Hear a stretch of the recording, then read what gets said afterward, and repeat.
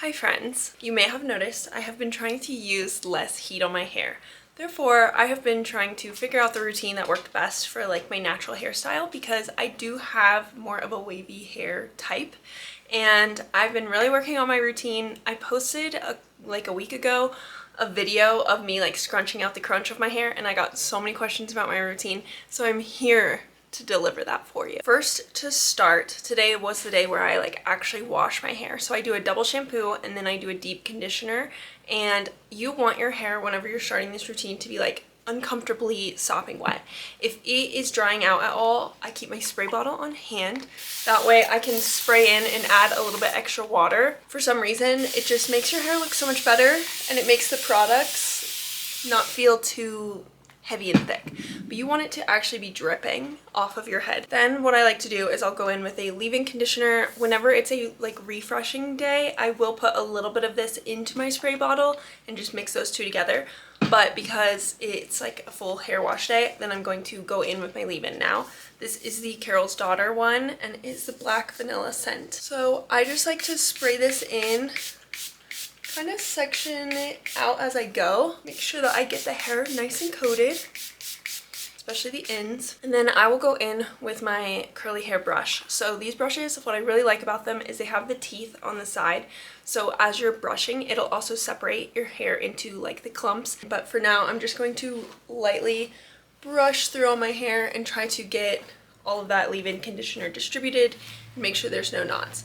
I also use a wide tooth comb whenever I condition my hair in the shower to make sure that there are no knots, but just being very, very gentle with it, because one thing I have learned is that I was never very gentle with my hair, and that explains why it was covered in split ends and damaged. So now that the hair is brushed out, I'm going to go in with my curl cream. Now this one is the Not Your Mother's Curl Talk Defining Curl Cream. I really, really, really like this one. It smells good, it's lightweight, it's not too crazy.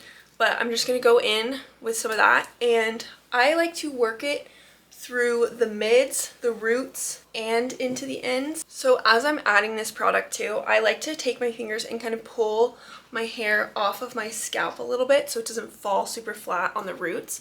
Then I'm going to go in on the other side. Now that the curl cream is in, I like to go in with mousse or a foam next. Now this one is the Not Your Mother's Curl Talk Mousse. I really, really like the hold on this one. I feel like it keeps my hair looking better for longer than most of the other mousses or foams that I've tried, but I've also really liked the one from Shea Moisture. It just made my hair feel just a little bit heavier than this one does. It's just a personal preference thing. So with the mousse, I like to take kind of a sizable amount.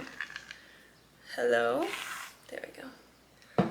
And when I go in with it, I like to start by kind of pushing it into my roots, because mousse is what's going to give you volume. Curl cream is what's going to give you the definition.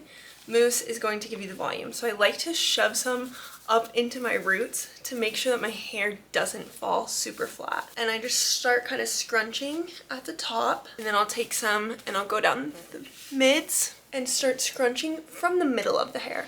I don't like to scrunch from the base of the hair because I find that my hair will look really heavy, so I'll get all of the curl definition down at the base. But what I actually want is for it to be evenly distributed and to look a lot more even and defined than just having it like heavy at the base. I don't know if that makes any sense, but also whenever I'm doing my mousse, I'm gonna stand up for this part. I like to put some in by shaking my hair gently upside down and then kind of going in so I can work it into the roots and make sure that I'm getting mousse kind of all over my hair. And I like to shake out the roots just a little bit, and then whenever I'm coming back up, I hold my hair lightly and gently place it down instead of flipping it, because I don't want my hair to frizz up or lose any of the scrunching that we just put so much work into. Next up is the gel. I use the Eco Gel because it's cheap and it lasts forever, and I just really like the hold that I get from this. I go in with quite a bit of gel, and the reason why I like to go in pretty heavy-handed is because I want a thick gel cast. So what's going to happen is your hair is going to get crunchy whenever you're either diffusing or air drying, but it's going to hold that shape, and then after we're done with that, we're going to scrunch out that crunch with our hair oil. So I really like to make sure that I'm generous with the gel because it makes my hair last so much longer. Like I've been able to go about 7 days without having to wash my hair, and I'm only having to refresh it every 3 days or so. Gel is something that I was always afraid of because I didn't want crunchy curls, but it actually helps so much more than I ever thought it would. And just scrunching until it feels like your hands are going to fall off. And you want it to have that kind of scrunchy noise to it. That's how you know you have enough moisture and enough product. And just being really gentle with laying it back down. I mean, you can already tell kind of like the difference that it makes in the hold. But yeah, we're gonna be repeating this for quite a while. Once we kind of get it where we want it, I will then go in to diffuse. Now, whenever I go in to diffuse, I cover my hair in heat protectant because the whole premise of me wearing my hair natural more frequently is to not use so much heat on it. But while I diffuse it, I want to make sure that I keep it protected. Alright, and now it is time to diffuse. I just use a universal diffuser that I got on Amazon. I have all the products linked in the description, but I start by hovering over my hair. That way we can kind of set that gel cast, and I'll kind of cup the base. And then we will go into the pixie diffusing, which is where you start at the base and you kind of push up. And I do this all around my head. I do it at every angle, upside down, to the side, to the other side, standing straight on. Like I just kind of go until my hair is probably 80 to 90% dry.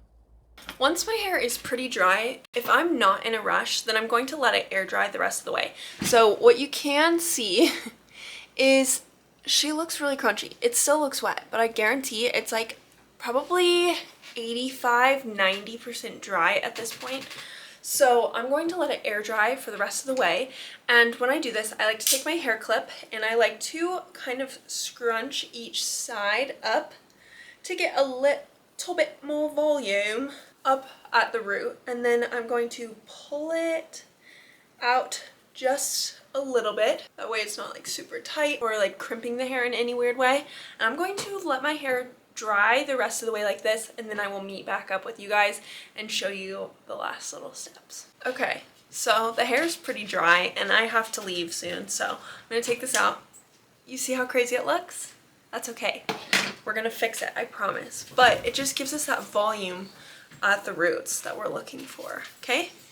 So then what I'm gonna do, because my hair is crunchy right now, I'm going to take a hair oil. This one is the Kristen S softening oil.